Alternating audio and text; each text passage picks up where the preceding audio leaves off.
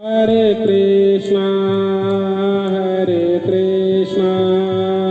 कृष्णा कृष्णा हरे हरे, हरे राम राम राम हरे हरे।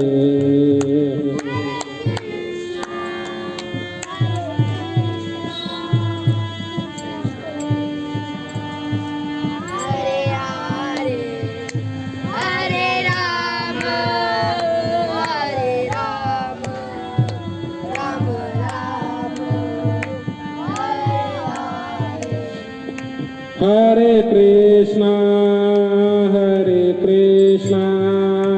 कृष्णा कृष्णा हरे हरे, हरे राम राम राम हरे हरे। हरे कृष्णा कृष्णा कृष्णा हरे हरे, हरे राम राम राम हरे हरे। हरे कृष्णा कृष्णा कृष्णा हरे हरे, हरे Ram Ram Ram Hare Hare.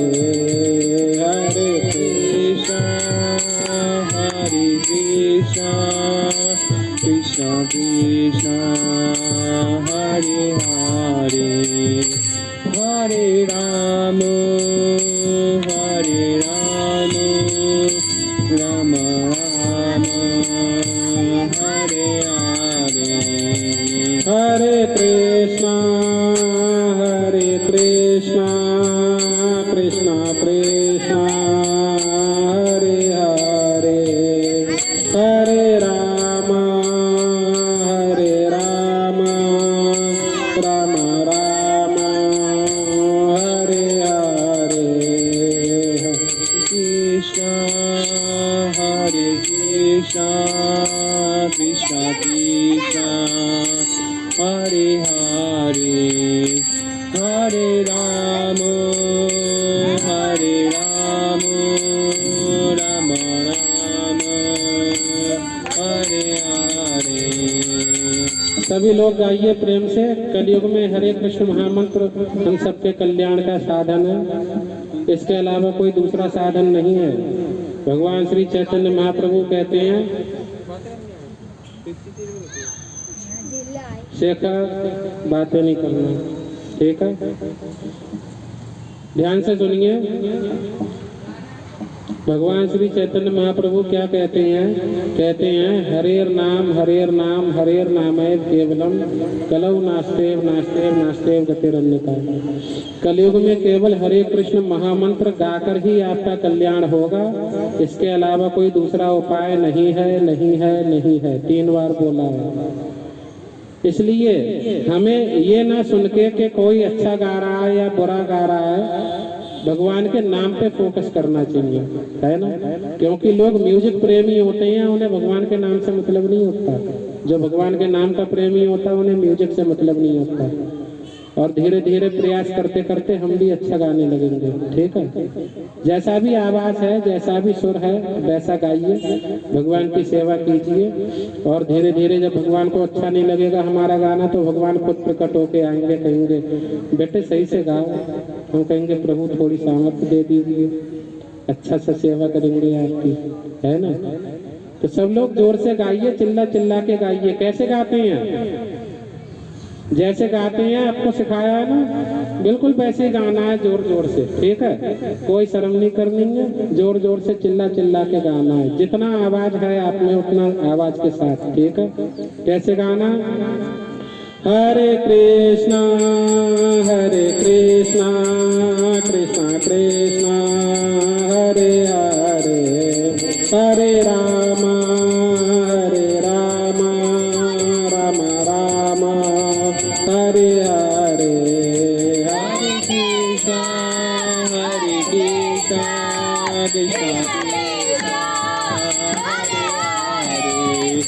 Hare Rama, Hare Rama, Rama Rama, Hare Hare.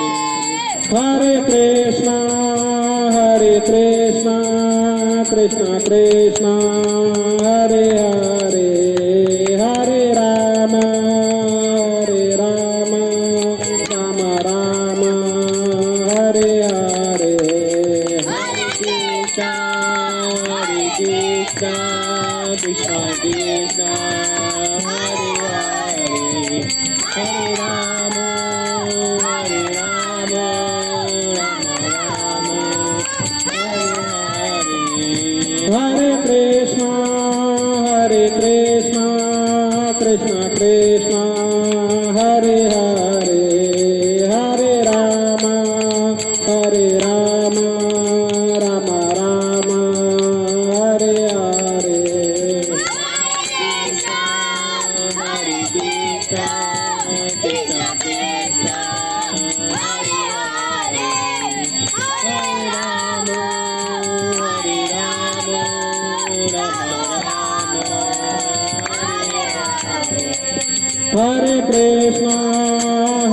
Krishna, Krishna Krishna, Hare Hare, Hare Rama,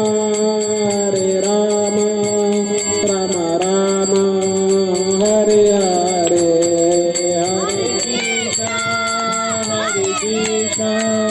Krishna, Krishna, Hare Hare, Hare Rama, Rama Rama, Hare Hare. Hare Krishna, Krishna Krishna, Hare Hare, Hare Rama, Rama Rama, Hare Hare. Hare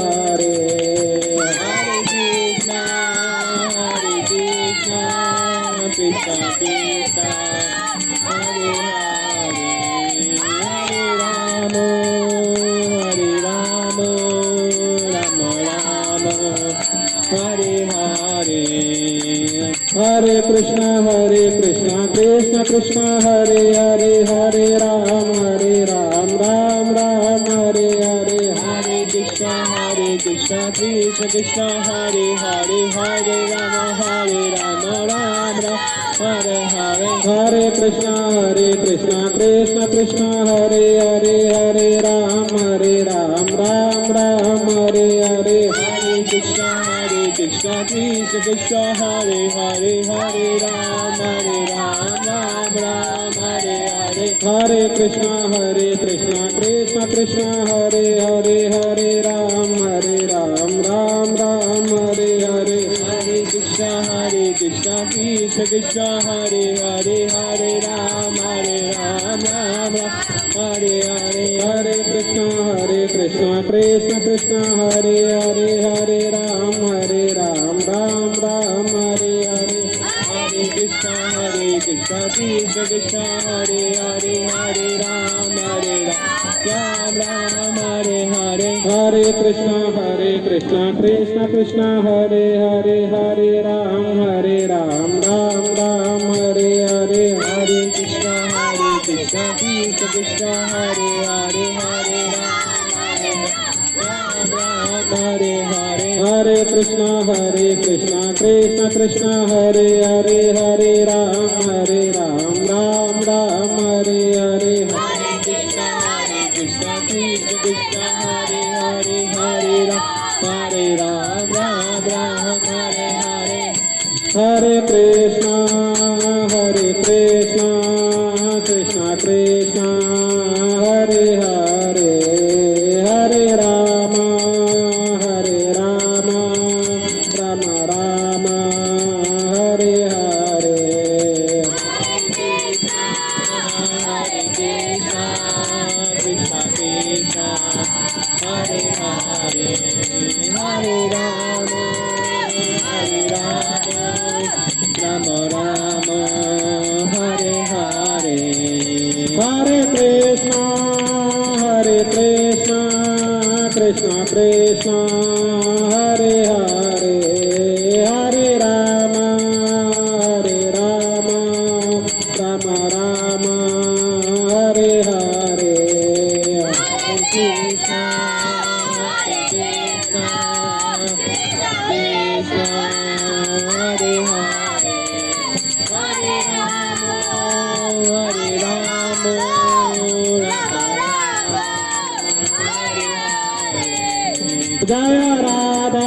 Vrindavan चंद्र राधा वृंदावन चंद्र श्री राधे जय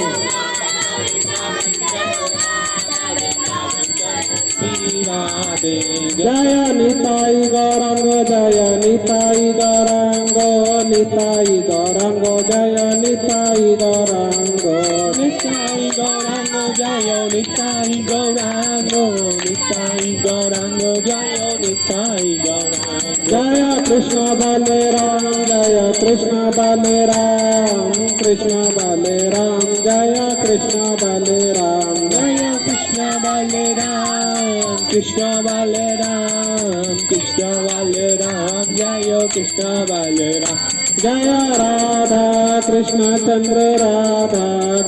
चंद्र श्री राधे जय राधा कृष्ण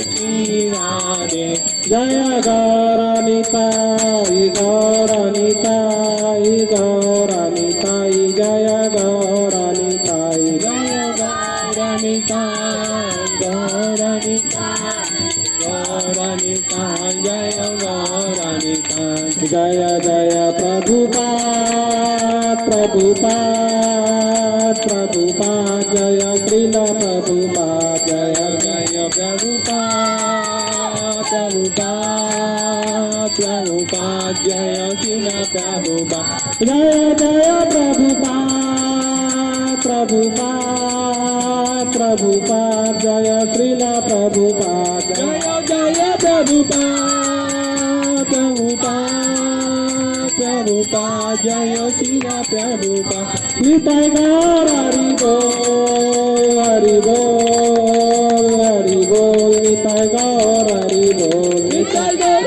हरि बोल हरि बोल हरि बोल निताय गौर हरि बोल निताय गौर हरि बोल हरि बोल हरि बोल निताय गौर हरि बोल निताय गौर हरि बोल हरि बोल हरि बोल निताय गौर हरि बोल।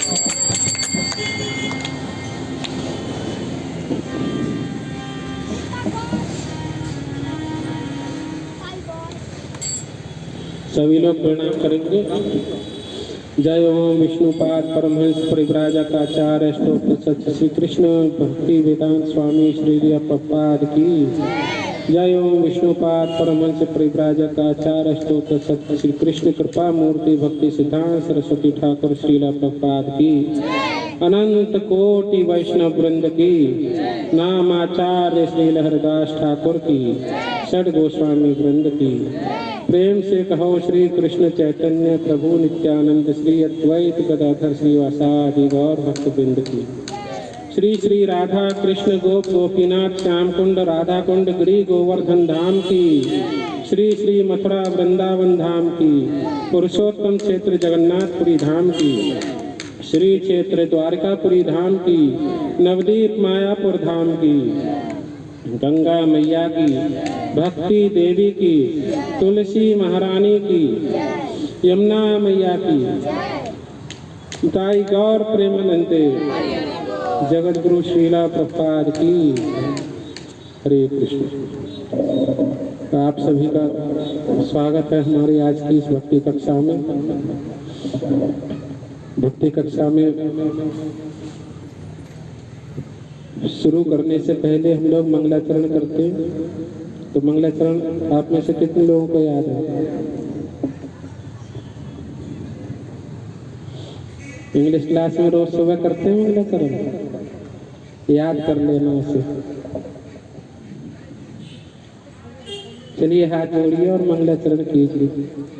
ओम अज्ञानतिमिरान्धस्य ज्ञानाञ्जनशलाकया चक्षुरुन्मीलितं येन तस्मै श्रीगुरुवे नमः। श्रीचैतन्यमनोभीष्टं स्थापितं येन भूतले स्वयं रूपः कदा मह्यं ददाति स्वपदान्तिकं।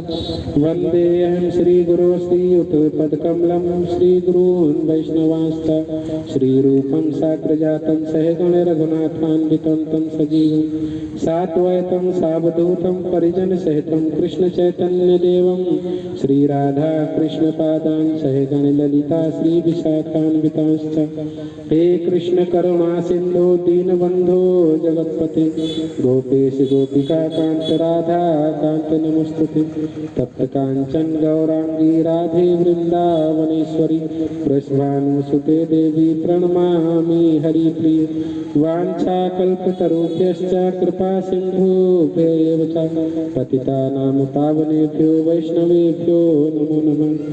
जय श्री कृष्ण चैतन्य प्रभु नित्यानंद श्री अद्वैत गदाधर श्रीवासादि गौर भक्तवृंद। हरे कृष्णा कृष्णा कृष्णा हरे हरे, हरे राम राम राम हरे हरे। नमः विष्णुपदाय कृष्ण पृष्ठाय भूतले श्रीमते भक्ति वेदांत स्वामी निति नामिने। नमस्ते सरस्वती देवे गौरवाणी प्रचारिणे निर्विशेष शून्यवादी पाश्चात्य देशतारिणी। हरे कृष्ण। तो आज की हमारी भक्ति कक्षा का टॉपिक क्या है? ग्रुप पे देखा था? क्या टॉपिक है? अमन ग्रुप पे नहीं देखा तुमने?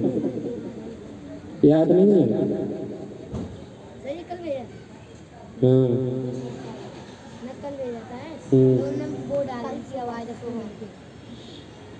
हमारा आज का टॉपिक है आर्ट ऑफ माइंड कंट्रोल। क्या है? हाँ, आर्ट ऑफ माइंड कंट्रोल, मन को वश में करने की कला। हिंदी में क्या है? या मन को वश में कैसे करें। तो यहाँ जितने लोग बैठे के सभी का मन अपने कंट्रोल में है? नहीं है। कैसे पता? कैसे पता कि आपका मन आपके कंट्रोल में नहीं है? हाँ,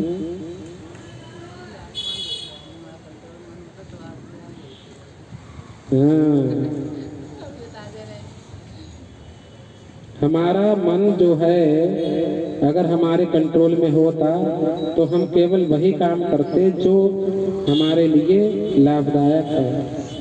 लेकिन मन के कहने से हम वो काम करने लग जाते हैं जिनसे हमें नुकसान भी हो जाता है।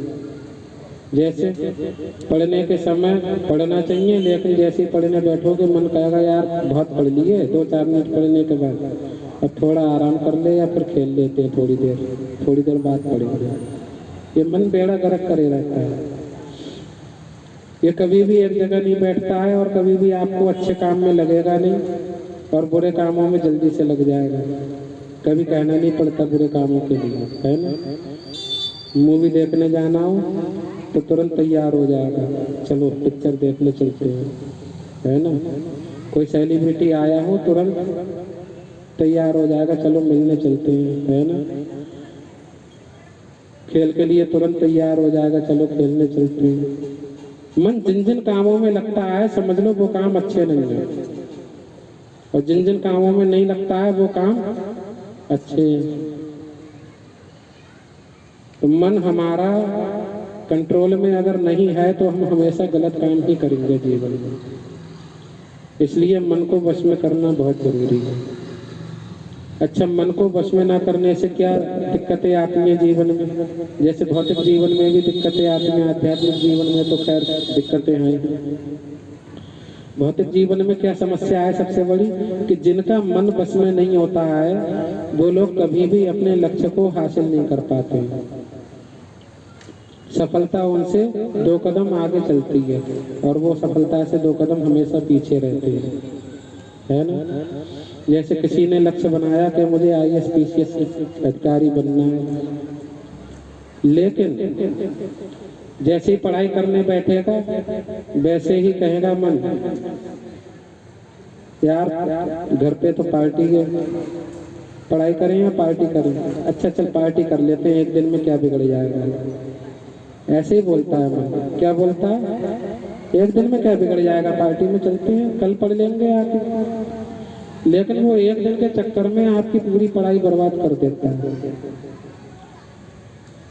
या पढ़ने गए थे दिल्ली IAS बनने के लिए, लेकिन वहां पे किसी अच्छे से सिंगर को सुन लिया, कहीं आते रहते हैं दिल्ली में, तो चले गए एक दिन सुनने के लिए, जबकि हमें नहीं जाना चाहिए था, हमारा वो क्षेत्र ही नहीं था, हम तो पढ़ाई करने आए थे IAS की, तो जाने ही नहीं चाहिए।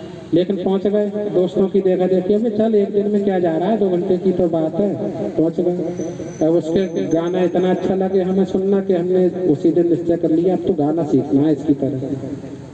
क्या अब तो इसकी तरह गाना सीखना है।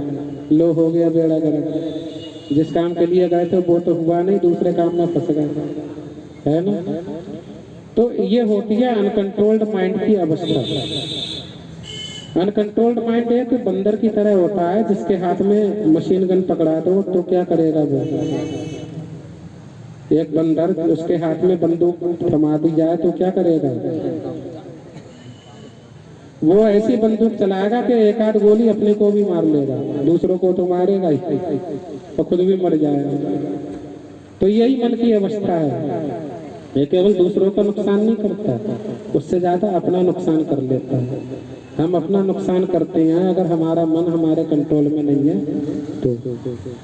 समाज में जितनी भी बुराइयां बढ़ रही हैं, क्यों बढ़ रही हैं? क्योंकि हमारा मन कंट्रोल में नहीं है। मन कहता है ये काम मत कर, लेकिन हम कर बैठते हैं क्योंकि अच्छा लग रहा है मन को, है ना। मन कहेगा बेटे गर्मी है ठंडा पानी मत पी, लेकिन मन कहेगा पी ले, ठंडे से ही फायदा है, ठंडा अच्छा लग रहा है ना। और फिर बीमार पड़ जाते हैं ठंडा पानी पी के। लता मंगेशकर से पूछा एक दिन किसी ने कि अगर अगला जन्म होगा तो आप क्या बनना चाहती हो? तो लता मंगेशकर ने कहा भगवान करे मेरा अगला जन्म ही ना हो, और अगर जन्म हो तो कम से कम लता मंगेशकर ना बनाए। क्यों? हाँ, सबसे बड़ी चीज ये है कि जितनी दिक्कतें अनकंट्रोल्ड माइंड के होते हुए हमारे जीवन में आती हैं, अगर माइंड हमारा कंट्रोल में है तो हम वो सारे काम कर बैठेंगे, गलत काम कभी नहीं करेंगे जो जिनसे हमारे जीवन में दिक्कतें आती। जैसे सेहत के लिए पूरी पराठे खाना नुकसानदेह है या नहीं है, लेकिन मन कहता है कि अच्छा लगता है यार आज तो पूरी बननी चाहिए, खा लिया, बीमार पड़ गए। अच्छा, किसी का डाइजेशन सिस्टम ज्यादा अच्छा होता है तो हो सकता है बीमार ना पड़े, लेकिन लॉन्ग टर्म में इफेक्ट होगा। जब आप 45-50 साल के हो जाओगे ना, तभी एक दिन आपको थोड़ा सा झटका लगेगा, आप बेहोश होकर गिर पड़ोगे, अस्पताल ले जाया जाएगा तो डॉक्टर कहेगा बेटे तुम्हारी नसें ब्लॉक हो चुकी हैं, घी तेल बहुत खाया है तुमने, अब एंजियोप्लास्टी कराओ, 8-10 लाख रुपया लगेगा। बस हाथ पांव फूल गए। क्यों हुआ? मन के कारण। अच्छा तो यह था कि नहीं खाना चाहिए था, लेकिन मन ने बोला बेटे जवान को टेस्टी लग रहा है, खा, अच्छा लग रहा है, हम खाएंगे। और खाते खाते क्या हो गए? बीमार, पता भी नहीं चला। इसलिए अनकंट्रोल्ड माइंड कैसे कैसे हमें उन परिस्थितियों में फंसा देता है जिनमें हमें दुख झेलना पड़ता है। किस कारण से? अनकंट्रोल्ड माइंड की वजह से। मन जितना व्यवस्थित होगा उतना आप परेशानियों से बचोगे, और मन जितना अव्यवस्थित होगा उतनी ज्यादा आप परेशानियों में फंसोगे। तो अब इस मन को बस में कैसे किया जाए? कोई तरीका है मन को बस में करने का? कोई जानते हो तरीका?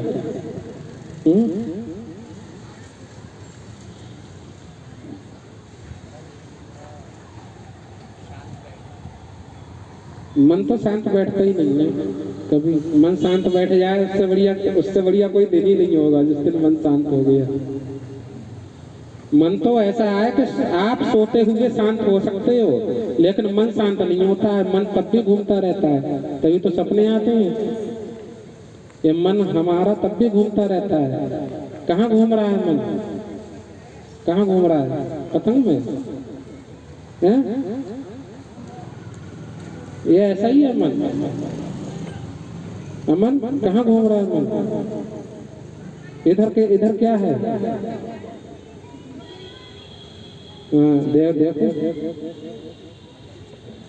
साक्षात एग्जाम्पल है कि मन जो है वो हमारा चैन से नहीं बैठता। जिस काम को करने आया उसे उसमें नहीं लगेगा। मन ये कहेगा इस काम को छोड़ के दूसरा कर। क्या कहेगा? हाँ। और फिर इसी कारण से क्या होता है, हम जिस काम को करते हैं उसमें सफलता हमें मिलती नहीं है। और फिर हम कहते हैं कि ये काम में बेकार है, छोड़ो इस काम को। जब कर ही नहीं मिलेगा तो फिर क्या, फिर दूसरे में लग जाते हैं। और ऐसे ही करते करते हम पूरी जिंदगी क्या होता है, दुख में व्यतीत करते रहते हैं, अनकंट्रोल्ड माइंड होने की वजह से। अर्जुन कहते हैं भगवान श्री कृष्ण से, क्या कहते हैं? चंचलम ही मनः कृष्णा परमाथि बलवत्रणम। हे कृष्ण, ये मन बहुत ही चंचल है और बहुत ही हठीला है। अगर मन ने एक बार ठान लिया कि ये काम करना है तो आप मना करते रहोगे लेकिन वो आपसे करवा के मानेगा। इतना हठीला है, दुष्ट है बहुत ज्यादा, इतना जिद्दी। और जब तक करवा नहीं देगा तब तक रूठा बैठा रहेगा, आपको कुछ अच्छा ही नहीं लगेगा। परमाथि बलवत्रणम, बहुत बड़ा है, बलशाली है, इसे जीतना कठिन है ना। और कहते हैं कि हे कृष्ण, मैं वायु को तो वश में कर सकता हूँ लेकिन मन को वश में नहीं कर सकता। वायु को वश में कर सकते हो आप? अरे कर सकते हैं, वैज्ञानिक लोगों ने यंत्र बना रखे हैं। देखो कूलर हवा फेंकता है, एक ही दिशा में फेंकेगा, दूसरी दिशा में नहीं जा सकती हवा। इसका मतलब है वायु तो कंट्रोल है वैज्ञानिकों का, है ना। लेकिन आंधी तूफान पे अभी भी कंट्रोल नहीं है। किस पे? आंधी तूफान पे भी कंट्रोल नहीं है। लेकिन अर्जुन वो व्यक्ति था जो अपने बाणों से आंधी तूफान की भी दिशा बदल देता था। सोचो, इतना बड़ा बलशाली, और कह रहा है कि मैं इस मन को वश में नहीं कर सकता। इससे तो मैं भी हार गया हूं केशव। तो भगवान ने कहा, असंशयम ही महाबाहो मनो दुर्निग्रहम चलम, कि ये तो तय है कि मन को वश में करना बहुत कठिन है, असंभव नहीं बोला है, बहुत कठिन है। भगवान ने भी इसका मतलब सामर्थ्य वो किया है, समर्थन है ना। मन को वश में करना अत्यंत ही कठिन है लेकिन असंभव नहीं है। इसे मन को वश में किया जा सकता है, असंभव नहीं है। तो असंभव नहीं है तो फिर उपाय भी बताइए, उपाय क्या है? तो कहते हैं अभ्यासेन तु कौन्तेय वैराग्येण च गृह्यते। क्या उपाय बताते हैं भगवान? अभ्यासेन तु कौन्तेय, यानी निरंतर अभ्यास करने से। क्या कह रहे हैं? निरंतर अभ्यास करने से। निरंतर अभ्यास किस चीज का करना है? किस चीज का अभ्यास करोगे निरंतर? निरंतर अभ्यास उस चीज का करना है जो हमारे लक्ष्य को करने में सहायक है। क्या है? लक्ष्य प्राप्ति में सहायक है। निरंतर अभ्यास किस चीज का करना है? जो हमारी लक्ष्य प्राप्ति में सहायक है, उन चीजों का, है ना।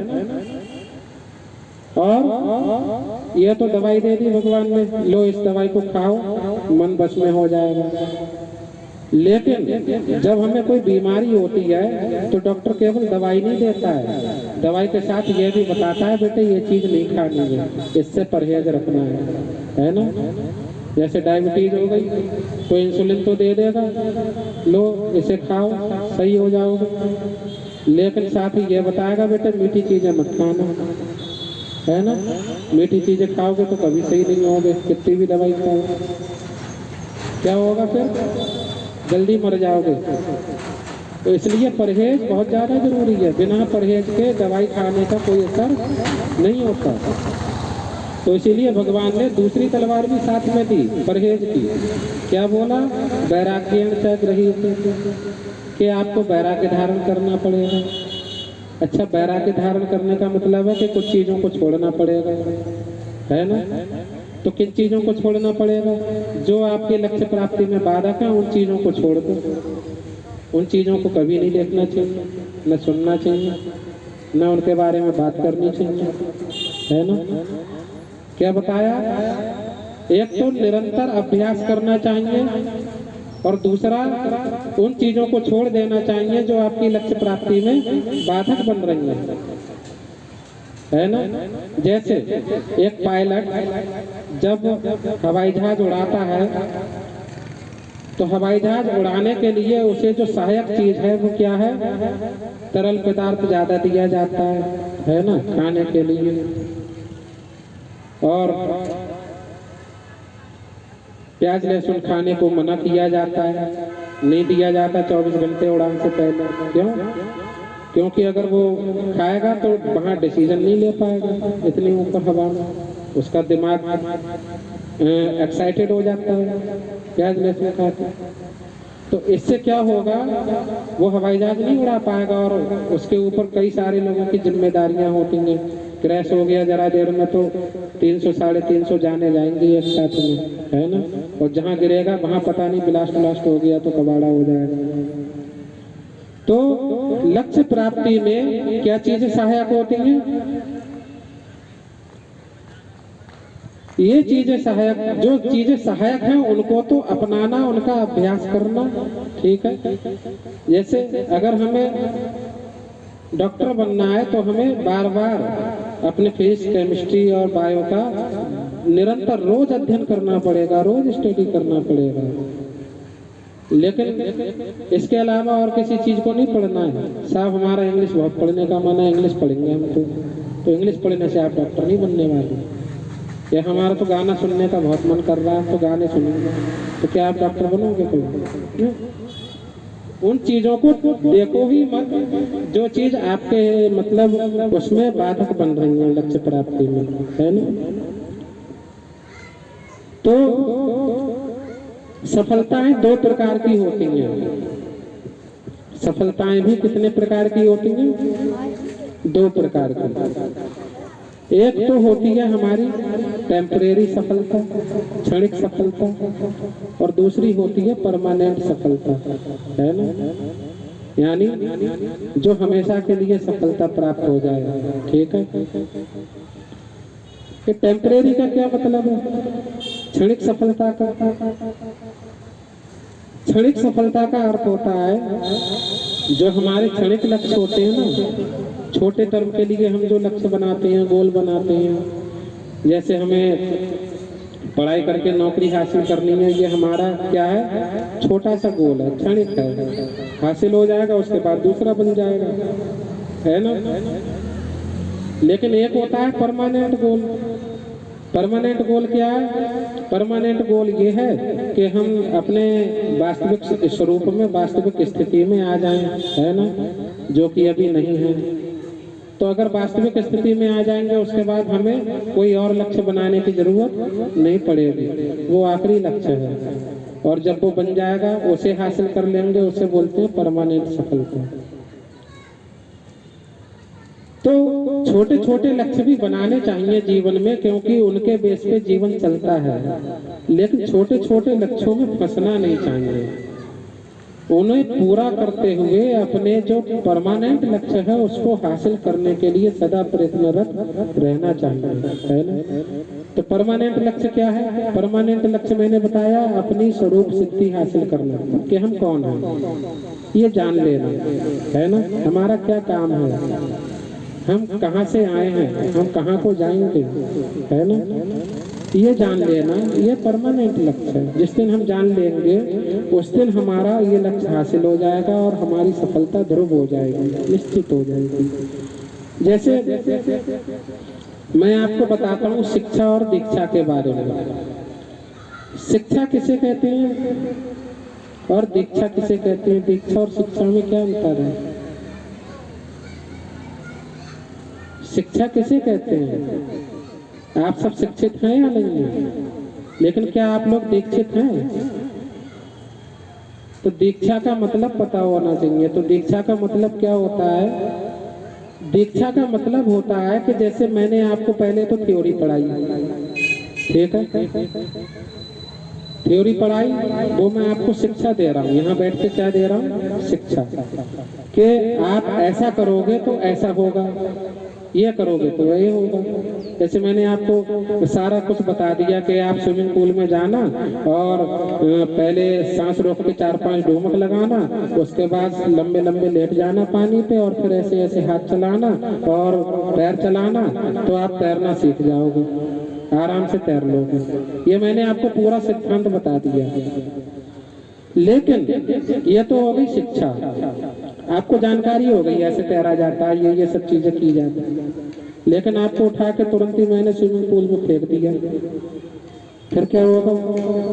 तैर पाओगे? नहीं तैर पाओगे, क्योंकि कभी प्रैक्टिस ही नहीं करी। क्या नहीं करा? बिना प्रैक्टिस करे केवल सिद्धांत पढ़ लेने से कभी आप उस कार्य को पूरा नहीं कर सकते। कर पाओगे? कब कर पाओगे? जब प्रैक्टिस करोगे, है ना? तो प्रैक्टिस करने से हमारे जीवन में अनुभव आता है और तब हम उस कार्य को सफलतापूर्वक कर सकते हैं। तो ये जो प्रैक्टिस है, जिसे हम प्रैक्टिकल अनुभव कहते हैं, इसी को कहते हैं दीक्षा। क्या कहते हैं? दीक्षा। तो शिक्षा के साथ दीक्षा का होना बहुत जरूरी है। शिक्षा अधूरा ज्ञान होता है। क्या? अधूरा ज्ञान। जो शिक्षित भी हो, जो दीक्षित भी हो, जैसे बहुत से लोग दीक्षा ले लेते हैं गुरु से, तो दीक्षा लेने का मतलब ये है कि अब वो व्यक्ति प्रैक्टिकली अनुभव कर रहा है उस चीज को, वो जानता है ना, उसने जीवन में उतारी है चीजें, तब उसे दीक्षा मिली है। लेकिन होता क्या है हमारे जीवन में आजकल के तथाकथित गुरु क्या करते हैं? बिना ज्ञान के, बिना अनुभव किए लोगों को दीक्षा दे देते हैं और कहते हैं कि जाओ तुम्हारा कल्याण हो जाएगा। क्या होगा? जैसे स्विमिंग वो समुद्र में तैरने वाली बात आएगी, वो वहीं डूब जाएगा, क्योंकि उसने प्रैक्टिकली अनुभव नहीं किया। केवल नाम मात्र के लिए क्या कर लिया? गुरु से ज्ञान ले लिया और कभी उसका अनुभव नहीं किया। ऐसे बोलते शिक्षा लेना। शिक्षा तो ले ली लेकिन दीक्षा नहीं दी, झूठ मूठ की दीक्षा दे दी, न गुरु को अनुभव है न उनको अनुभव है। तो कभी भी ऐसे गुरु के पास नहीं जाना चाहिए जो फ्री में आपको दीक्षा देता है। दीक्षा के लिए हमेशा क्या करना चाहिए? एक अनुभवी गुरु होना चाहिए, जिसने खुद अनुभव किया हो जीवन में। और अनुभव कौन कर पाएगा? जो खुद पालन करता हो। वही मैं आपसे कहता हूँ कि सच बोला करूँ, और मैं खुद ही झूठ बोलूंगा तो आप पे कोई फर्क पड़ेगा? आप कहोगे वो तो पूरे दिन झूठ बोलते हैं, हमसे कहते हैं सच बोलो सच बोलो। तो दीक्षा का अर्थ ये है कि वो गुरु पालन भी करता है। हमने आपको बता दिया कि आप 16 माला जप किया करो, हम खुद ना करें तो आप पे कोई फर्क पड़ेगा? इसलिए हमें खुद भी करना चाहिए, तभी तो अनुभव में आएगा, तभी तो पता चलेगा कि आखिर जप करने से होता क्या है। जब हमें ही नहीं पता होगा तो हम क्या बताएंगे? सुन के बता देंगे कि ऐसा होगा ऐसा होगा, लेकिन आपको अनुभव नहीं हो पाएगा कभी। अब आप जैसे जब करोगे, मैं आपको बताऊंगा तो आप अपना अनुभव शेयर करोगे कि हमें ये परेशानी आ रही है, कैसे दूर होगी। तो मैं आपको परेशानी को तभी तो हल कर पाऊंगा जब मैं खुद भी करता हूँ, क्योंकि मेरे सामने भी आई होगी वो परेशानी, मैंने उसे कैसे टैकल किया मैं जानता हूँ, है ना। तो शिक्षा के साथ दीक्षा का होना बहुत जरूरी है, प्रैक्टिकल अनुभव होना बहुत जरूरी है। तो कंट्रोल्ड माइंड करने के लिए हमें जो बताया गया है, मैंने आपको शिक्षा तो दे दी कि अभ्यास करना है और वैराग्य धारण करना है, लेकिन इसको प्रैक्टिकली जीवन में उतारना है। तब तक आप माइंड को कंट्रोल नहीं कर सकते जब तक आप इसको प्रैक्टिकली जीवन में नहीं उतारेंगे। समझ में आया? केवल ऐसे सोचने से और समझने से कुछ नहीं होगा कि हाँ अभ्यास करने से मन बस में हो जाएगा, आप दूसरे को ज्ञान देते घूमो, खुद का मन बस में नहीं है ना। तो उसके लिए हमें बहुत बड़ी मेहनत और संघर्ष करना पड़ता है। लेकिन जहाँ मेहनत की बात आती है वहीं हम लोग यहाँ से भागने लगते हैं। क्या होता है? भागने लगते हैं। स्टेडियम में मैं फुटबॉल खेलने जाता था पहले, तो बच्चे को लगता है कि हम जल्दी से फुटबॉल खेलने लगे, फुटबॉल पकड़ के बैठ जाते थे। लेकिन भट्ट भाई छीन लेते थे फुटबॉल हमसे, नेशनल प्लेयर थे। कहते थे ऐसा है फुटबॉल बाद में पकड़ना, पहले 10 राउंड लगा के आओ स्टेडियम के, 1 घंटा एक्सरसाइज करो। जब वो ऐसा बोलते थे तो आधे बच्चे भाग लेते थे वहां से। भाई स्टेडियम में 10 चक्कर कौन लगाए दौड़ के। लेकिन मन नहीं कहेगा आपका चक्कर लगाने, मन कहेगा हम खेल लें। लेकिन आप अच्छा खेल पाओगे अगर कभी मतलब प्रैक्टिस नहीं करोगे उस चीज का, मतलब आप स्टेमिना ही नहीं होगा आप में, सब धरा का धरा रह जाएगा, है ना। सबसे बड़ी चीज ये है कि जब मेहनत करने की बात आती है तो मेहनत करते समय मन ये कहता है कि बेटे क्यों मेहनत कर रहा है, और आपको मेहनत से हटाएगा। क्या करेगा? हटाएगा, मत कर। ये और लोग भी तो नहीं कर रहे हैं, और लोग नहीं कर रहे हैं तो भी मत कर। सबका जीवन चलेगा, तेरा भी चलेगा। लेकिन नहीं, जीवन में महान कोई एक ही बनता है ना। रोनाल्डो कोई एक ही होता है, वही होता है जिसने प्रैक्टिस की है। क्या की है? प्रैक्टिस। जीनियस तो आइंस्टाइन ही बनता है। क्यों? क्योंकि उसने प्रैक्टिस की है। समझ में आया? सचिन तेंदुलकर कोई एक ही बनता है क्योंकि उसने प्रैक्टिस की है जीवन में। तो जो मेहनत करेगा, जो प्रैक्टिस करेगा, उसका जीवन चमकदार बनेगा, वो सोने का जीवन होगा उसका, है ना। इसलिए जीवन में प्रैक्टिस का बहुत ज्यादा इम्पोर्टेंस है, और केवल उसी चीज की प्रैक्टिस करनी है जो हमारे लक्ष्य प्राप्ति में सहायक हो। सचिन क्रिकेट खेलता था, उसने कभी फुटबॉल की तरफ आंख उठा के नहीं देखा होगा। क्यों? क्योंकि अगर देख लेता तो क्रिकेटर नहीं बन पाता। जिसे पढ़ाई करनी है उसे केवल पढ़ाई की तरफ अपना ध्यान देना चाहिए, है ना। लेकिन छोटे छोटे लक्ष्यों को ध्यान में रखते हुए हम अब अपने परमानेंट लक्ष्य को ना भूल जाएं, क्योंकि मनुष्य जीवन एक बार मिलता है, दोबारा नहीं मिलेगा। कि IAS बनने के चक्कर में 24 के 24 घंटे पढ़ाई में झोंक दिए, भगवान का नाम भी नहीं लिया। क्या होगा इससे? IAS ही बन जाओगे और IAS बनने के बाद सुसाइड करोगे, कुछ नहीं करोगे। देश का बेड़ा गर्क करोगे, अपना भी करोगे, क्योंकि ऐसे लोग केवल भ्रष्टाचार फैलाते हैं और भ्रष्टाचार करते हैं, है ना। तो इसलिए जीवन में परमानेंट लक्ष्य को ध्यान में रखते हुए छोटे छोटे लक्ष्यों को हासिल करते हुए आगे बढ़ना है ना। परमानेंट लक्ष्य को कभी नहीं भूलना चाहिए, कि ये मनुष्य जीवन आपको बार बार नहीं मिलेगा। इसलिए जो सिद्धांत मैं बता रहा हूँ उसको फॉलो करिएगा कि क्या करना है, ठीक है। सबसे पहले एक माला लीजिएगा, जिन पे नहीं है माला वो खरीद सकते हैं, जिन पे है वो लोग रेगुलरली करना शुरू कर दीजिए। कभी कभी करते हैं लोग, कभी कभी नहीं करते हैं, है ना। तो ध्यान दीजिए क्यों करना है, क्योंकि परमानेंट लक्ष्य हाथ से छूट जाएगा, और छूटने के बाद क्या होगा। मान लो अगर ये छूट गया लक्ष्य, हम इस जन्म में अपनी भक्ति नहीं कर पाए, पूरी सफलता हासिल नहीं हुई हमें, तो फिर नुकसान क्या होगा। नुकसान ये होगा कि अगले जन्म का हमें पता नहीं है कि हम क्या बनेंगे, कीड़े बनेंगे, मकोड़े बनेंगे, हम भी नहीं जानते हैं, है ना। जानवर बन सकते हैं, पता नहीं मनुष्य का जन्म मिलेगा भी या नहीं मिलेगा, और अगर मिलेगा भी तो भी वही दुख तो हमेशा मनुष्य जीवन में भी लगे रहेंगे, है ना। जन्म मृत्यु जरा व्याधि। तो शंकराचार्य जी कहते हैं पुनरपि जन्म पुनरपि मरणम पुनरपि जननी जठरे शयनम ये संसारे बहुत दुस्तारे कृपया पारे पाहि मुरारे। तो ये संसार बड़ा ही दुष्कर है, इसमें दुख ही दुख है। हमें ना चाहते हुए भी, हम कभी चाहते हैं कि हमें दुख आए, लेकिन फिर भी आते हैं जीवन में, जबरदस्ती आते हैं, जबरदस्ती कोई हमें परेशान करके जाता है।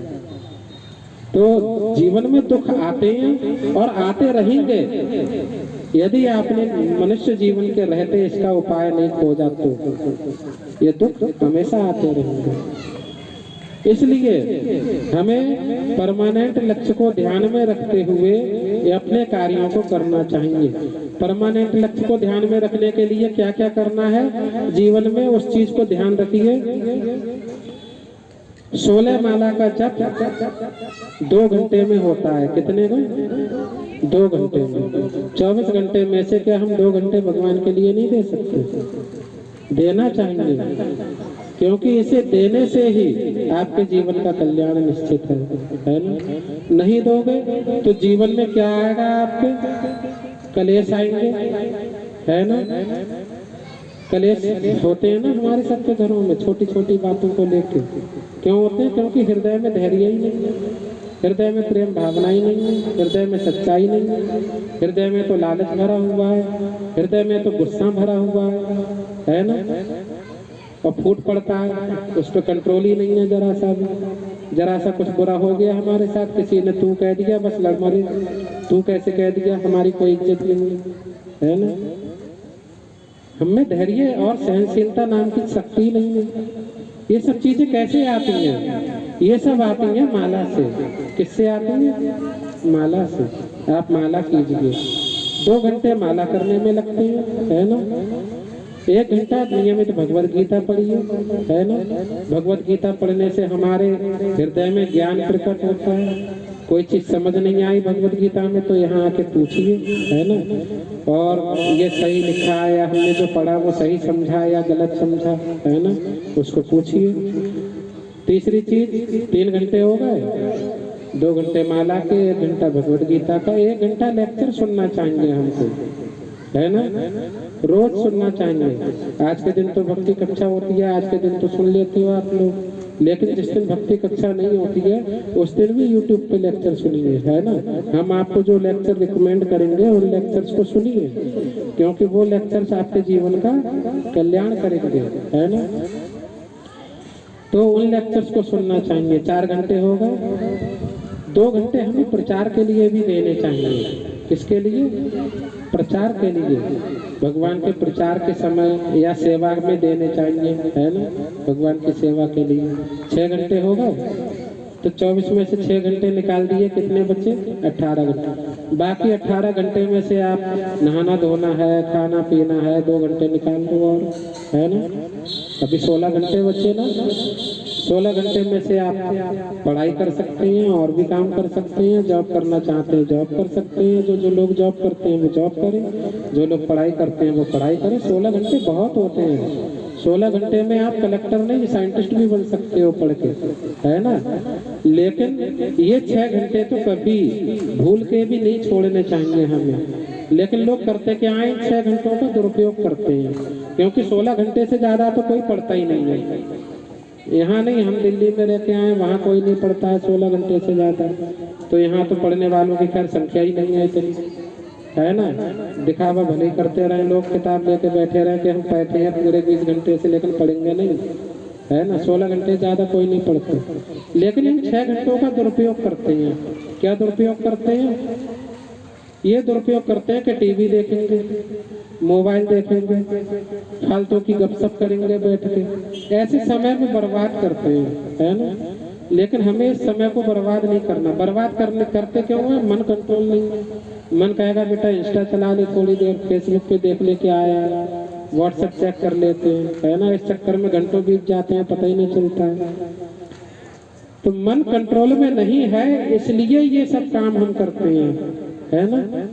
तो हमें इस समय को बचाना है जिस समय में हम गलत काम करते हैं, जिनसे हमें कोई फायदा नहीं है। ऐसे कामों का समय बचाइए और भगवान की सेवा में लगाइए। बाकी आप खेलिए कूदिए, कुछ भी कीजिए, है ना। समझ में आ रहा है? बाकी आपके पास 16 घंटे हैं, कुछ भी कीजिए, क्या जा रहा है इसमें, है ना। तो हमें अपने समय को व्यवस्थित करना पड़ेगा। लेकिन व्यवस्थित करेंगे कैसे?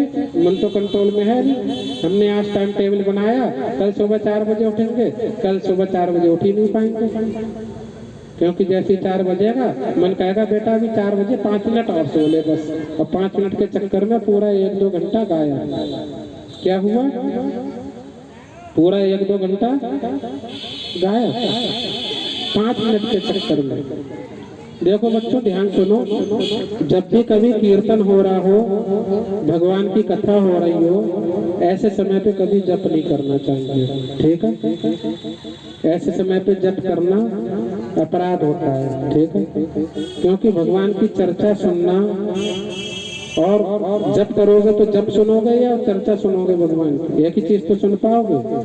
तो एक चीज तो छूटेगी, और जो चीज छूटेगी उसी का अपराध लगेगा, है ना। अगर कहीं भगवान की कथा हो रही हो तो भले ही 5 मिनट को रुको, अगर आप उधर से जा रहे हो निकल के, जैसे राष्ट्रगान होता है तो सब सावधान की अवस्था में खड़े हो जाते हैं, हालांकि उससे होता कुछ नहीं है। लेकिन भगवान की कथा में अगर आप बिना रुके चले जाते हो तो आपका कुछ ना कुछ नुकसान जरूर हो जाता है। क्यों? भगवान की कथा आपके नुकसान को बचा लेती है। ऐसी एक कथा आती है जीवन में। एक लड़का था, वो उसकी माँ ने एक बात सिखाई थी, बेटे कहीं भी भगवान का भजन हो रहा हो वहां 5 मिनट जरूर रुक के जाना, तो तुम्हारा हमेशा कल्याण होगा। एक दिन वो लड़के को राजा के यहाँ मंत्री बना दिया गया, होनहार तो था ही, लेकिन मंत्री बनने के बाद लोग उससे खिसियाने लगे कि ये लड़का मंत्री कैसे बन गया। क्योंकि जब हम अच्छे पद पे पहुंच जाते हैं तो दुश्मन भी 1000 पैदा हो जाते हैं, लोग जलने लगते हैं, है ना। तो ये ऊपर पहुंच कैसे गए। तो लोगों ने साजिश की कि चलो इसको मरवाने का षड्यंत्र रचते हैं। उन्होंने मंत्री जी से बोला कि आज आपको यहाँ यहाँ चलना है, ये काम है। राजा को भड़का दिया, राजा को बोला कि इन्हें शिकार पे ले जाओ। शिकार पे लेके जंगल में भेज दिया उन्हें। राजा तो बिछड़ गए, मंत्री अकेले पड़ जाएंगे तो हम इन्हें मार डालेंगे। अच्छा ठीक है। राजा और मंत्री दोनों निकले तो शिकार खेलने को थे, उधर वो लोग जंगल में इंतजार कर रहे थे कि दोनों आएंगे तो राजा को हम अलग ले जाएंगे, मंत्री को मार डालेंगे। लेकिन रास्ते में कथा हो रही थी कहीं। मंत्री जी ने बोला महाराज 2-4 मिनट रुक जाइए, वरना मैं माफी चाहता हूँ, आप अकेले चले जाइए। तो राजा ने कहा ऐसी क्या बात है, हम रुक जाते हैं, 5 मिनट में क्या चला जाएगा। वो रुक गए, कथा में रुक गए तो उन्हें ध्यान ही नहीं रहा कथा में बैठे बैठे के 5 मिनट हो गए या 5 घंटे हो गए। बैठे पड़े हैं, उनका मन लग गया, रम गया। जब कथा में मन लग गया तो उधर वो इंतजार देख रहे हैं कि आए नहीं, अभी तक आए नहीं, उनका षड्यंत्र विफल हो गया। अच्छा, उधर राजा को किसी ने सूचना दे दी कि तुम्हारे पीछे षड्यंत्र हुआ था, वो तो तुम बच गए। हम जैसे ही हमें पता चला वैसे ही आपको सूचित करने जंगल की तरफ भागे चले आ रहे थे, आप लोग मिले ही नहीं तो हमें चिंता हुई, लेकिन आप लोग कथा में बैठे थे, हमें पता नहीं था, तो भगवान ने आपको बचा दिया।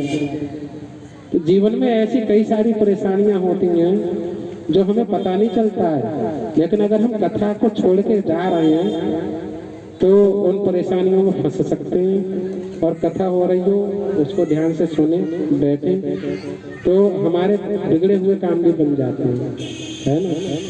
तो मन को व्यवस्थित होना चाहिए। कैसा होना चाहिए? व्यवस्थित। अब व्यवस्थित करने के लिए मैंने आपको 6 घंटे की दिनचर्या बता दी, ठीक है। ये आपको करना चाहिए, ठीक है, और करते रहेंगे तो व्यवस्थित होगा। अभी देखिए ध्यान से, एक लास्ट टॉपिक है, उसके बाद हम खत्म करेंगे। हमने आपको बताया कि आप लोग कौन हैं। कभी बताया भक्ति कक्षा में? हु एम आई, मैं कौन हूँ, क्या परिचय है हमारा? कौन बताएगा? बताओ। हम आत्मा है ना। बहुत बढ़िया, धन्यवाद, हरि बोल। अभी ध्यान दीजिए कि हम आत्मा हैं। ये आत्मा कैसी होती है, कभी देखा तुमने? अगर आपसे कहा जाए कि आत्मा को देखिए, अपने आप को देखिए, तो कैसे देखोगे? कोई तरीका? शीशे में आत्मा दिखाई पड़ती है, इन्हें दिखाई पड़ती है ब्लडी मैरी की आत्मा। कल कह रहे थे कह रहे थे सुबह 3 बजे कैंडल जलाओ, उसमें से ब्लडी मैरी कम कहो तो आत्मा आएगी ब्लडी मैरी की। यूट्यूब पे वो वीडियो देख ली होंगी फालतू की। देखो इन्हें इतना विश्वास है।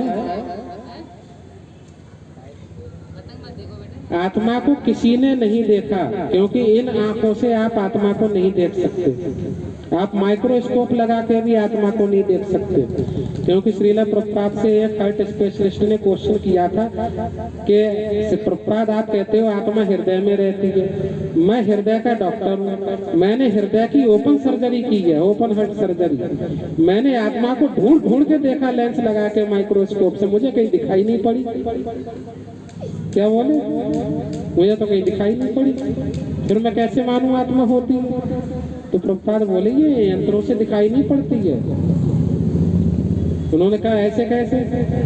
तो प्रभुपाद बोले आप यंत्रों से मुझे इलेक्ट्रिसिटी दिखा दो जिससे पंखा चलता है, ऐसे यंत्र बनाओ और मुझे इलेक्ट्रिसिटी दिखाओ। दिखा सकते हो क्या? एनर्जी को कोई देख सकता है किसी भी यंत्र से? नहीं देख सकता ना। आप कोई भी यंत्र ले आओ, एनर्जी नहीं देख सकते आप। तो जब एनर्जी दिखाई ही नहीं पड़ती है तो आप आत्मा को कैसे देख सकते हैं? लेकिन आत्मा को देखा जा सकता है। क्या तरीका है देखने का? उसका एक विधिवत तरीका बताया है प्रभुपाद ने।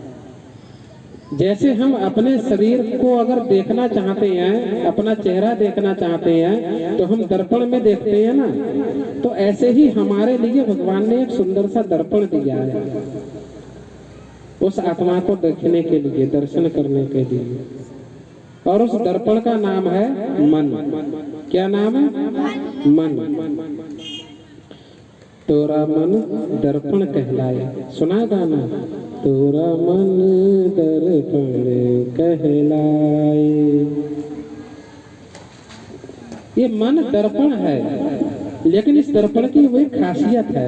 ये ऐसा दर्पण नहीं है कि बिल्कुल सपाट और उसमें तुम आके खड़े हो गए तो आसानी से दिख जाएगा, है ना। ये पता है कैसा दर्पण है? इस पे उंगली लगाओगे ना तो इसमें लहरें उठने लगती हैं। क्या उठने लगती हैं? लहरें। जैसे तालाब नहीं होता, तालाब में एक कंकड़ फेंक दो ऐसे तो उसमें लहरें उठने लगती हैं। ऐसा ही है ये मन का दर्पण, तालाब की तरह। सुहानी किधर देख रहे हैं? क्या बताया मैंने? मन तालाब की तरह है ना। तो ये तालाब की तरह कैसे है? आप लोग तो स्विमिंग पूल जाते हो। अच्छा, जिस दिन स्विमिंग पूल में बिल्कुल नया नया पानी भरा हो उस दिन उसकी सतह बिल्कुल साफ साफ दिखती है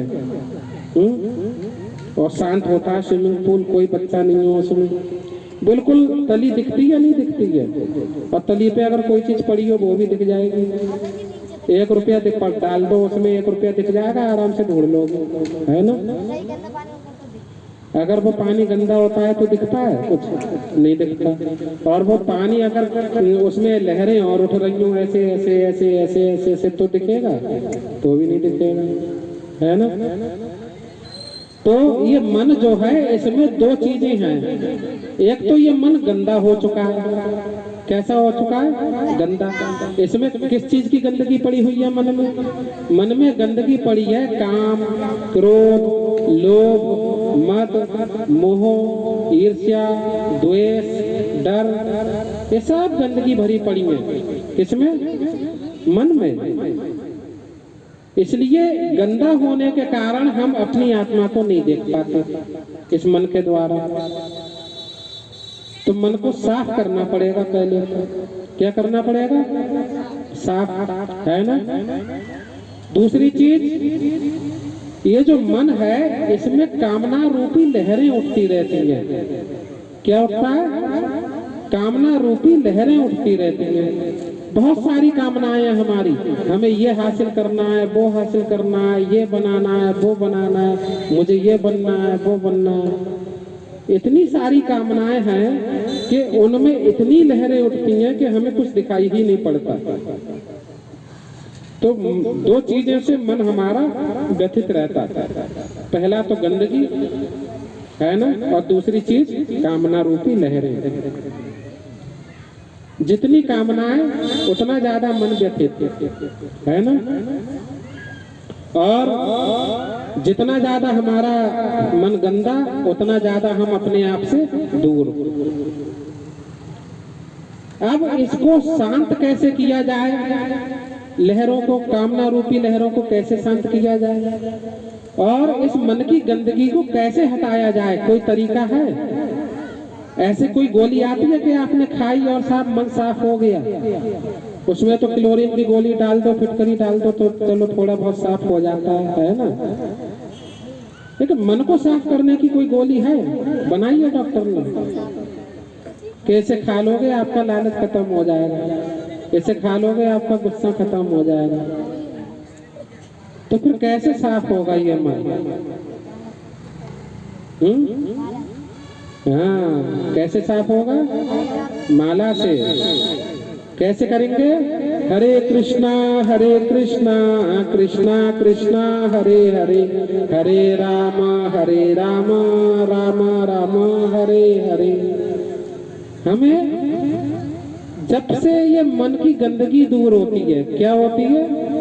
मन की गंदगी दूर होती। कौन कहता है? श्री चैतन्य महाप्रभु अपने शिक्षाष्टकम के पहले श्लोक में कहते हैं, क्या कहते हैं? चेतो दर्पण मार्जनम भव महादावागनी निर्वापणम श्रेय कैरव चंद्रिका वितरणम विद्यावधू जीवनम आनंदम बुद्धिवर्धनम प्रतिपदम पूर्णामृता स्वादनम सर्वात्म संपन्नम परम विजयते श्री कृष्ण संकीर्तनम। श्री कृष्ण संकीर्तन की परम विजय हो, जो हमारे चित्त रूपी दर्पण का मार्जन करता है। क्या करता है? मार्जन। हमारा जो मन है उसको धोके साफ कर देता है, निर्मल कर देता है। क्या करता है? निर्मल कर देता है। तो हमें माला करने से, जप करने से, भगवान के नाम का संकीर्तन करने से हमारा मन निर्मल हो जाएगा, साफ हो जाएगा। और जिस दिन ये साफ हो जाएगा उस दिन हमें अपनी आत्मा का दर्शन भी हो जाएगा। तो ये तो मैंने आपको सिद्धांत बताया है, क्या दिए? शिक्षा। लेकिन आप दीक्षित कब होंगे इसमें? जब प्रैक्टिस करेंगे, प्रैक्टिस करेंगे, प्रैक्टिकली करेंगे। तो प्रैक्टिकली आप माला कीजिए, जिस पे माला नहीं है वो माला खरीदिए। हाँ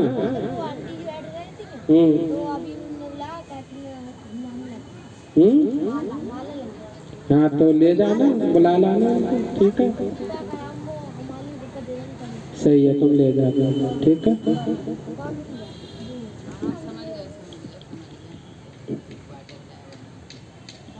तो ध्यान दीजिए। अच्छा, हम अपने मन को साफ क्यों करना चाहिए? क्या जरूरत है साफ करने की? उससे क्या फर्क पड़ता है? हमारे यहाँ मुस्लिम लोग भी माला करते हैं, केवल पंजाबी ही नहीं करते हैं, समझ में आया? हमारे यहाँ क्रिश्चियन लोग भी माला करते हैं। देखा नहीं, अंग्रेज लोग आए थे रथ यात्रा में, हैं? तो सब माला करते हैं अंग्रेज लोग, सब क्रिश्चियन है। वृंदावन में जाके देखो, हिंदू मुस्लिम सिख ईसाई सब करते हैं। रसखान का नाम सुना है? रसखान भगवान कृष्ण की भक्ति करते थे, माला करते थे, है ना? उनकी वृंदावन में समाधि बनी है। ताज बेगम का नाम सुना है? वृंदावन में समाधि बनी है उनकी, भगवान कृष्ण की भक्ति करती थी, माला करती थी, है ना? स्वामी हरिदास खान का नाम सुना है?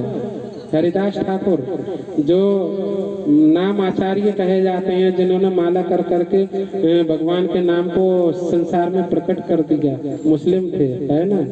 साला बेग का नाम सुना है? साला बेग, जिनके पिता मुस्लिम थे और जगन्नाथपुरी में भगवान की सेवा किया करते थे मंदिर में, है ना। उन्हें मंदिर में घुसने का आदेश नहीं था, तो सुबह सुबह मंदिर के बाहर झाड़ू लगा के चले जाते थे कि भगवान इसी से प्रसन्न हो जाएंगे। मुस्लिमों को घुसने नहीं दिया जाता है वहाँ मंदिर में। लेकिन भगवान के इतने बड़े भक्त थे कि भगवान को एक दिन साला व्यक्ति को देखने की इच्छा प्रकट हो गई कि ये रोज मेरे मंदिर के आगे झाड़ू लगाता है, लेकिन ये मेरा दर्शन करने नहीं आ पाता है, तो आज मैं इसका दर्शन करने जाऊंगा। भगवान एक दिन गायब हो गए जगन्नाथपुरी के मंदिर से। पंडों को चिंता हो गई, भगवान कहाँ चले गए, मूर्ति गायब हो गई। पता चला साला व्यक्ति की सेवा करने गए। तो हमारे यहाँ तो न केवल हिंदू, मुस्लिम, सिख, ईसाई सभी भगवान की माला करते हैं, है ना। इससे कोई फर्क नहीं पड़ता कि कौन क्या है। नहीं, साला बेग अलग है, काले खां अलग से, है ना। काले खां तो मतलब झाड़ू पोछे का काम करते थे, दूर से ही भगवान का दर्शन कर लेते थे। तो बहुत सारी पर्सनैलिटीज हुई हैं ऐसी जो मुस्लिम होते हुए जिन्होंने कृष्ण भक्ति की है ना। और रसकान जी तो कहते हैं, भगवान से प्रार्थना करते हैं, क्या कहते हैं प्रार्थना करते हुए, मानस हो तो वही रसखान बसों ब्रज गोकुल गांव के ग्वारन, कि अगर मुझे कभी मनुष्य का जन्म मिले तो केवल उसी वृंदावन में जहाँ पर भगवान कृष्ण ने जन्म लिया था और अपनी लीलाएं की थी। मानस हो तो वही रसखान बसों ब्रज गोकुल गांव के ग्वारन, और पाहन हो तो वही गिर को करियो कर छत्र पुरंदर धारण। यानी अगर मैं पत्थर बनूं तो उसी गोवर्धन का पत्थर बनूं जिसे भगवान ने अपनी उंगली पे उठाया था। जो पशु हो तो कहा बस मेरो चरौनित नंद की धेनु मझारन, अगर मैं पशु बनूं तो भगवान कृष्ण की गायों में सम्मिलित हो जाऊं, है ना। उनका पशु बनूं कि कृष्ण मुझे रोज चराने ले जाएं, है ना। और क्या कहते हैं, जो खग हो तो कहा बस मेरो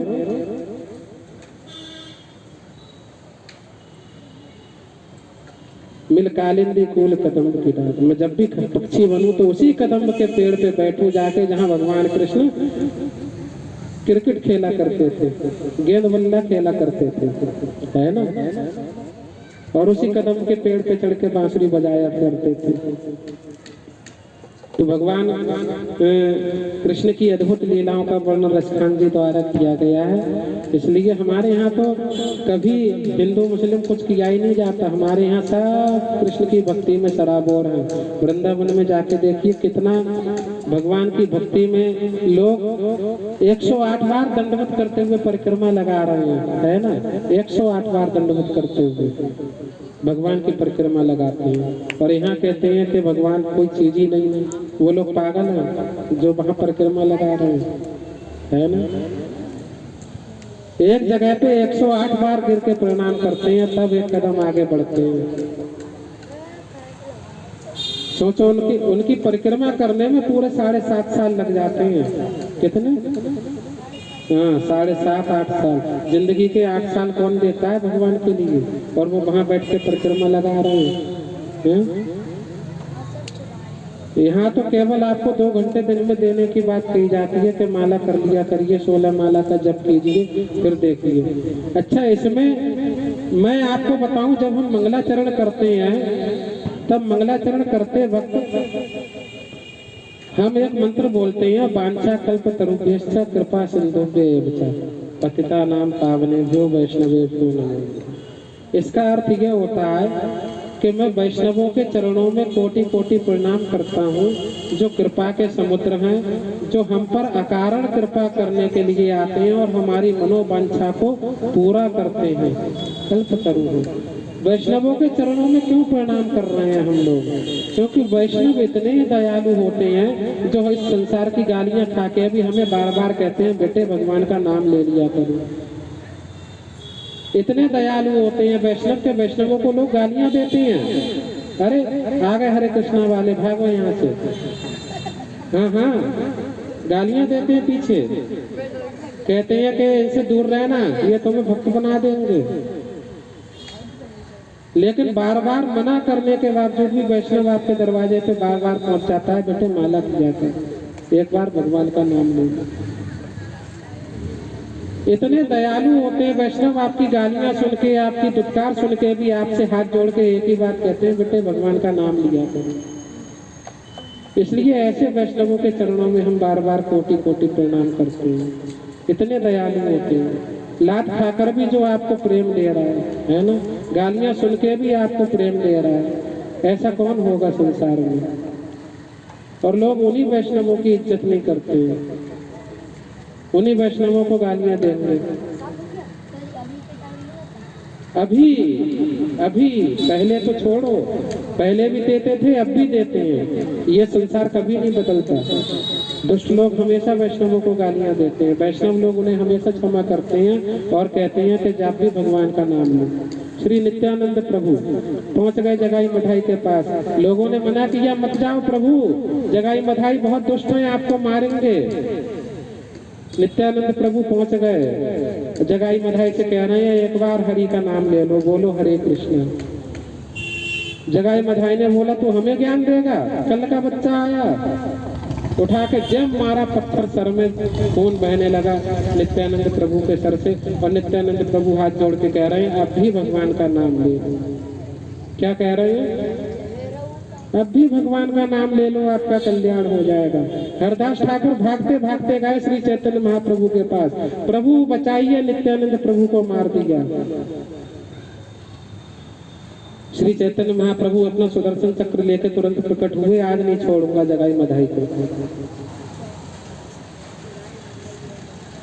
नित्यानंद प्रभु ने पैर पकड़ लिए चैतन्य महाप्रभु के, प्रभु क्षमा कर दीजिए, ये तो अज्ञानी लोग हैं, ये तो गालियां ही देंगे, ये तो पत्थर ही मारेंगे उठा के, लेकिन आप तो समझदार हैं, आप तो कृपा करने के लिए संसार में अवतरित हुए। उन्होंने भगवान के चरण पकड़ लिए। जब जगाई मधाई ने, और उन्होंने तारीफ की कि देखो मुझे तो केवल इसलिए जगाई ने मारा, मधाई ने तो उसे रोका था मारने से, अरे मत मार। तो जब महाप्रभु ने ये सुना तो मधाई को बुलाया अपने पास, मधाई चरणों में गिर पड़ा उनके, कि ये देखते हुए कि हमने इनको मारा और ये हमारे लिए क्या कर रहे हैं, प्रार्थना कर रहे हैं। तो भगवान ने जैसे ही उनको अपने हृदय से लगाया, भगवान चैतन्य महाप्रभु का शरीर जो गोरे रंग के थे, महाप्रभु बिल्कुल काले पड़ गए। उनके इतने पाप थे जीवन में, सारे पाप महाप्रभु ने अपने ऊपर ले लिए और बेहोश हो। वहां पे उन लोगों को भगवान ने हरि नाम का दान किया है। तो ऐसा करना चाहिए हम लोगों को जीवन में, वैष्णवों की बातों को अक्षरशः पालन करना चाहिए। नहीं करोगे तो हम बार बार आते रहेंगे, आपको बुलाते रहेंगे, आइए कथा सुनिए, क्योंकि हमारा तो काम ही यही है।